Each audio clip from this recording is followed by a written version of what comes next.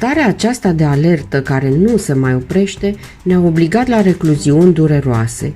Așadar, adio drumuri europene, bun găsit hoinăreli bucureștene.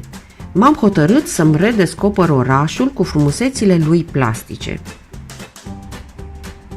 M-am oprit în dreptul superbei vile cu clopoței, zisă și vila cu artă feudală sau Muzeul Național de Artă Populară Minovici, ce păstrează în continuare o superbă curte.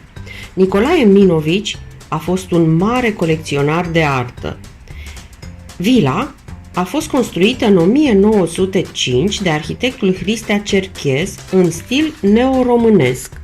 Acum ne plimbăm printre arbori și căutăm să lăsăm amintiri picturale.